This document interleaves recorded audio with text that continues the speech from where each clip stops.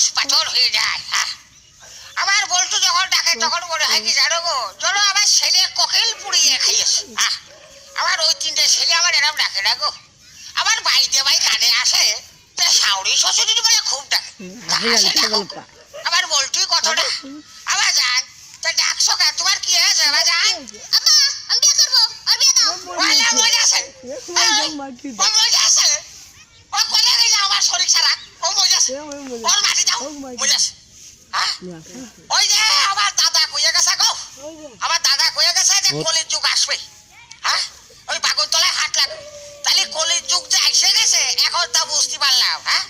তাহলে আমার ওই তিনটে ছেলে আমার আব্বা না এখনো আমার সামনে কোনো বিয়ের কথা কইনি। আরে এ অজাত করতে আরে হোক কিংকে কর করতে এসে বিয়ের কথা কয় আমার বিশ্বাস হয় না এ লাদেন এরকম করতে পারে। যার লাদেন মাইল কি কিনা মাইল উপর আল্লাহ, তুমি তো দেখেছো। তাই যাক লাদেন, তুমি যদি সত্যি সত্যি আমেরিকায় বোম মেরে থাকো তা তুমি বোম আমেরিকায় মাইলো সকা। আমার এই ছোট ছেলের চোখে বাঁধেনি তোমার। বোম তো তুমি মারবা আমার এই বল্টুর মাথায়। ওরে যে ছেলে বাপের সামনে কতি ফের আমি বিয়ে করবো, তাহলে দেশে ভূমিকম্প হয়ে যায় না গো। ও কয় কি রে শালার বেজাতের কিছু না কই। আমার কথা আবার আমি খুশি। আরে বাবু আমি বেজাত না, বেজাত ওই শালার মেয়ে লোকটা।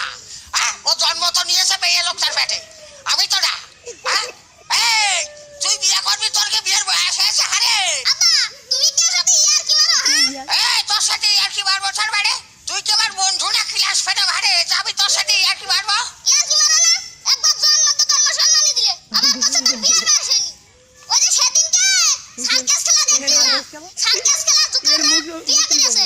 ওনা শুনি যে তিনটা ছেলে, আমি তো জুকার কাছে বড়, দাও আর বিয়ে দাও।